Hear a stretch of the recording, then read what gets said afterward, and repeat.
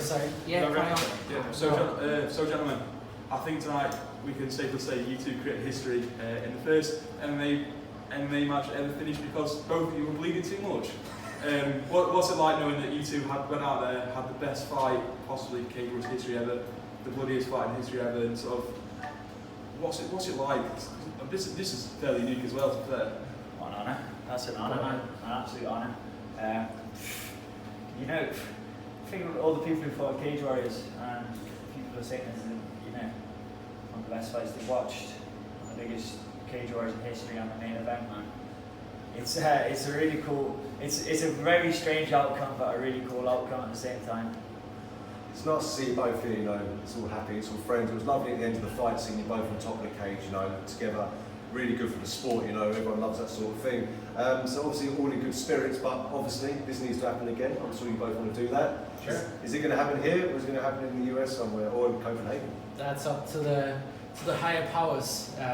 It could be. I feel like the performance we put on deserves like UFC and Fight of the Night money. So Me too. I'll second. 50 G's, yeah? 60 at least. So yeah, I'm up for whatever. But no, great fight. I said that was easily fight of the night tonight, and that's saying something with some of the fights we did see this evening. There was a lot of shocks, a lot of surprises as well, and you topped it off with an even bigger surprise. So, in your career, have you even seen this happen before, or happened to any teammates before? Because for us, this is a new thing. I was thinking when I was because Nicolas caught me with a big cross in like the second or third round, and I felt my nose clench. Blood just started like pouring out, and there was that much blood there. And he was on top of me, he was elbowing my face, and I was actually thinking, is there a rule for this? Like, because I was like swimming in blood, and I couldn't even stand up. And I was like, I think my only escape from bottom was when you slipped on blood, and you slipped on some blood, and like it allowed me to get back up, and I was like jackpot. Yeah, man. So it's just crazy. Crazy. There was a few comments upstairs saying the Bambi legs were coming out. I mean, you knew that wasn't because you were rocked, it was because literally it was like a swimming pool in there, wasn't it? Yeah, you know, it was like skating on ice. Nicolas wouldn't have taken me down if it wasn't for the blood. Like, well, we'll see in the next fight. So, Nicolas, what were you thinking when you were on top of my man here? And no disrespect to yourself, but it looks like you were dominating, you were landing some strong strikes, and the ref stood you up. You must be thinking, I could have finished. You put your arms out. What were you thinking? Yeah, you know, I wasn't really thinking at that point. I was just, you know, I trust Mark Goddard so much that if he intervenes, I know there's a reason. He's one of the best referees in the world, so much respect to him. So when he went in, I was just like, you know, I wasn't thinking about the reason. I just knew that it was right for him to step in at that point. And then when he told me afterwards, I was like, he told us that, you know, it's too slippery. I was like, fair enough. That, you know, I can see why he chose to stop the fight. It's, you know, it's a weird outcome. Yep. It's a bit awkward. Very, yeah. In a good way, but you know, it is what it is. It was out of my hands. It was out of Ross' hands. We did what we could. So I'm just hoping that, you know, the higher powers saw this fight, and I hope that they, not in spite of, but because of the performance we delivered, you know, gonna look at the fight and be like, okay, these guys deserve a shot. Yeah, I completely agree. Thank you.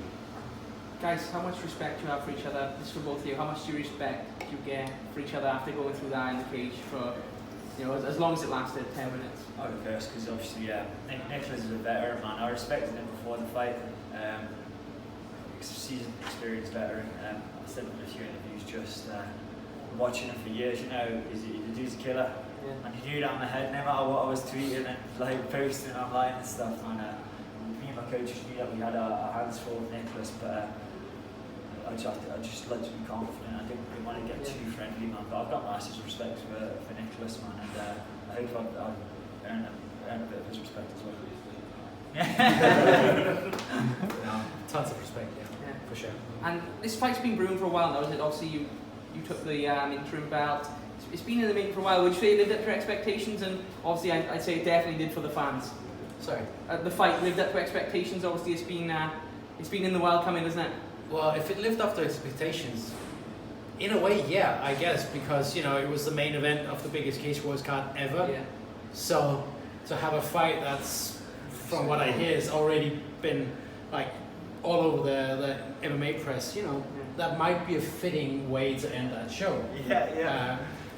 But again, yeah, it is a bit weird, like no contest, nobody gets to get the winner, but I wonder what the odds would be for that. I've tried that before, so you know, not that I want to get used to that, but again, it was out of our hands, so I feel it's not the worst way it could end. And do you guys have a few beers together now after this, or? Yeah, man, we've got our first beer here. I think you're on your third or something. The dude's an animal. I'm on the second. But as soon as we get back to the hotel, we'll move on to the stronger stuff. Oh really? It's just so weird because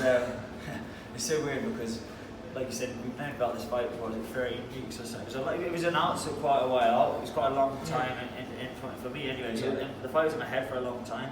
And you go through the scenarios and the outcomes in your head before you go to sleep. You wake up, it's on your mind constantly, and then before you know it, you're getting walked out to the cage. You're standing in front of the person that you thought about for the past 3.5 months, and now it's over, and it's just like, what the fuck? It's just weird. Yeah, and the amount of time we spend in the cage is like a Yeah, split second like compared nothing. to all the hours we trained for this fight. So, Exactly, man. yeah. And that's why I hope we got cage riding and MMA a bit of some new fans and respect. Yeah.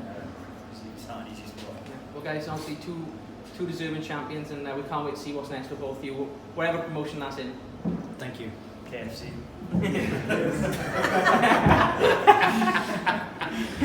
Yeah, man. Just have a- Yeah, lads, Ryan, just get a photo with you, please. Yeah, sure.